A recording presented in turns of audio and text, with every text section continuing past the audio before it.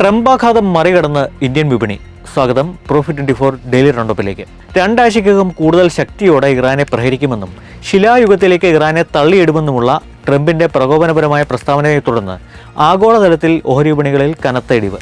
ദക്ഷിണ Korean വിപണിയായ KOSPI 4.67%, Japan സൂചികയായ നിക്കെ 2.73% ഇടിഞ്ഞു. അതേസമയം 2.5% ഇടിഞ്ഞ ഇന്ത്യൻ ഓഹരി വിപണി ശക്തമായ തിരിച്ചുവരവ് നടത്തി.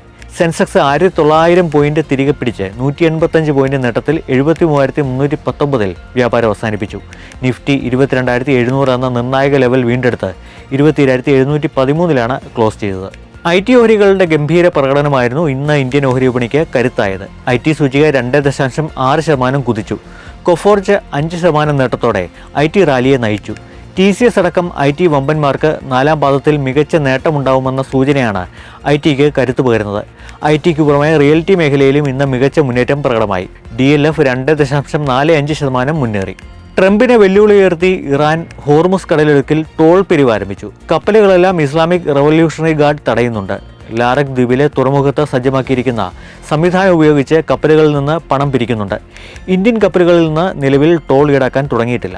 ഇറാൻ യുദ്ധം സംബന്ധിച്ച അനിശ്ചിതാവസ്ഥകളുടെ പശ്ചാത്തലത്തിൽ സ്വർണ്ണവിലയിൽ കനത്ത ഇടിവ്. അന്താരാഷ്ട്ര വിപണിയിൽ ഔൺസിന് $4,600 താഴേക്ക് സ്വർണ്ണവില വീണു. കേരളത്തിൽ ഗ്രാമിന് 365 രൂപ കുറഞ്ഞ് 13,665 എത്തി. പവന് 2,920 രൂപ കുറഞ്ഞ് 1,09,240 രൂപയാണ് ഇന്നത്തെ വില. ട്രംപിന്റെ വിരട്ടലിന് ശേഷം സ്വർണം, വെള്ളി, ETF-കളും 4% ഇടിഞ്ഞു.